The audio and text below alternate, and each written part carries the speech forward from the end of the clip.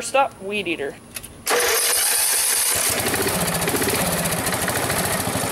Alright, welcome to my weed eater. This thing has been through the ringer. It has been a really great tractor. First of all, what is it? It is a weed eater 5-speed lawn tractor with a 12.5 horse Briggs & Stratton power built. Very good engine, by the way. No problems with that, actually, except idling problems a little bit. My friend Josh, you can check out his channel. I'll put a link right here, right there. You've seen him. Some of you have seen him in the Pennsylvania videos going up there, doing tractor sledding and stuff.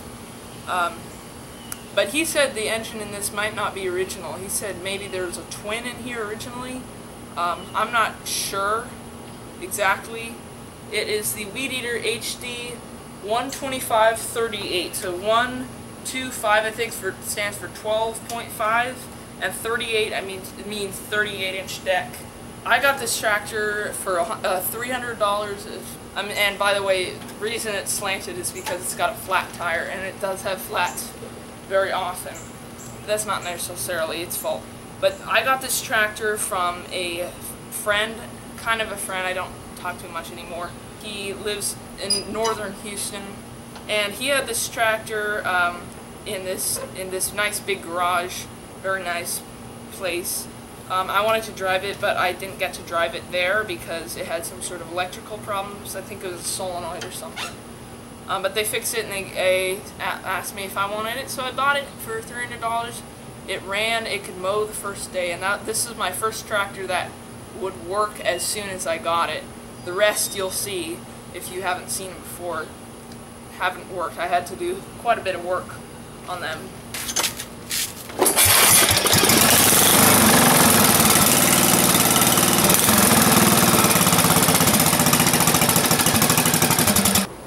This is the second tractor I've ever gotten. I got this one for free, and actually my neighborhood, in a place that has a lawn about the fourth of the size of ours, so very, very small, and they had this pretty big lawn tractor, or yard tractor as I like to call it. They said they were getting rid of this, and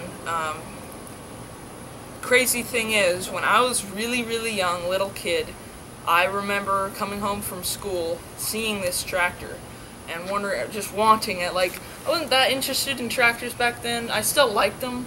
I always had a little like for tractors, but not so much lawn tractors. And I saw this thing, I just thought, you know, that'd be cool to have.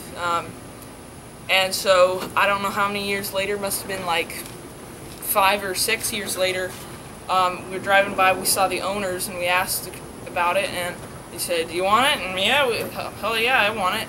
We had to put an engine in it. That was a big deal. We abandoned it for a while. It runs now. I just was aerating with it today. And this is my Craftsman. Yes, it's 2 days later. That's why maybe my shirt's different. Anyways, yeah. Videos take a couple of days to do, so just so you know. Anyways, this is my Craftsman. This is my newest addition to my fleet of tractors. And by the way, if you hear some tooting noise, that's my mom playing the flute.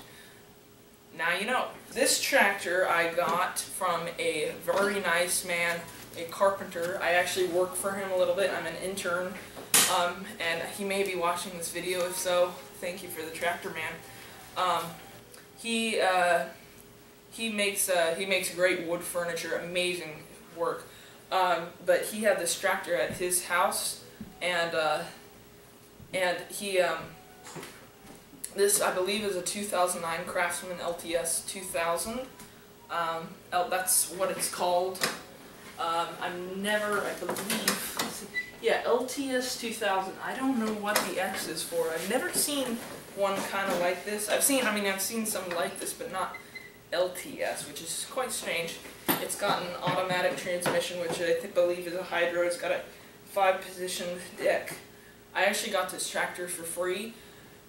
He said it was the engine blew, which I'm actually cutting up. It's actually aluminum scrap, so I melt down in my foundry, which there will be videos of that coming soon, as well as welding videos. Anyway, sorry, I keep getting off topic. Oh, and yes, it is leaking oil because of this connector I showed you. It's not exactly sealing, so yeah, that's why it's leaking oil. Very annoying. Alright, so when you're filling gas, you always want it to be safe and easy, and this gas tank, it does have this little piece of plastic you see here that will trail the gas and just drip on the ground, which, yeah, that's great, but not really. But let's so you open the tank, and it's very far back. I mean, if from here, which I'll show you, you can see it's quite far back in the plastic of the dash, and so it's very hard to get to. It's kind of a pain, and it's kind of dangerous, pretty easy to spill. I use a safety can like that for filling, so it's a little bit easier, but still, I mean, come on, it could have been placed a little better. So that's that. Now let's look at the Simplicities Gas Tank. Okay, so here's the Simplicities Gas Tank. As you can realize, it's very high up, easy to reach place. And it has a fuel gauge. And I don't even have to open the hood. And if we do open the hood, which is, again, very hard to open, there we go. You see there's this big plastic box around it. The gas tank's in there. You can have this closed, which is safe because if you've just been running a long time, if you spill gas on the muffler, you could start a fire. Never happened to me, hopefully never does. Okay. Here's the weed eaters. Okay, it's not as bad as the Craftsman. The Craftsman is by far the worst. Just the way it is in, the way it's placed. You see, let's open this up. It's pretty close to the engine. You could spill gas. It won't. It's not quite hot enough to light.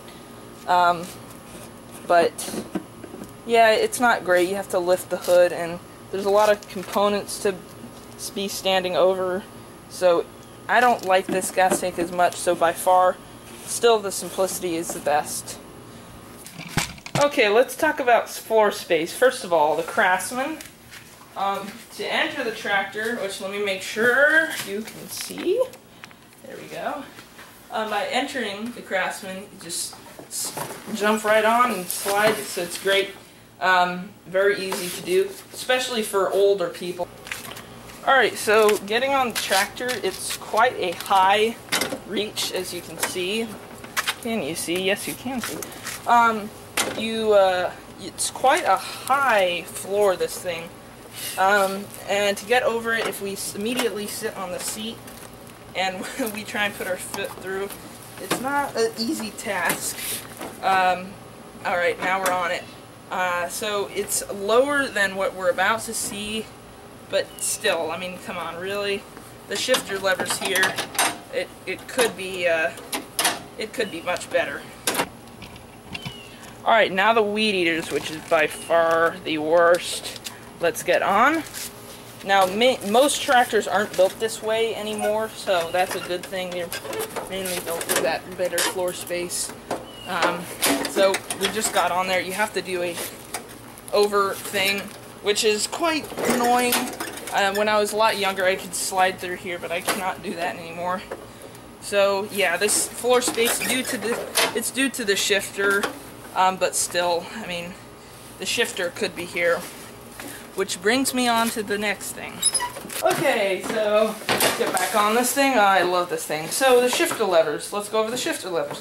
So this is a hydro, so that means you don't have to push down the clutch at any time unless you just need to park. To move forwards, very simple. That's forwards, reverse. You guessed it. Yes, that's reverse. Very easy, right where it should be. It should always be here. Some older tractors, like the Ropers, actually had them on the dash, which is very strange, but actually kind of cool. And they shouldn't be here, which, let's go look at the Simplicities. Alright, Simplicities. So as you get on, you can get in its way. This shifter lever, alright, here we go. Let's hit the clutch, which the clutch is on the weird side. See, that is first gear. Let's go to second. I believe that's second.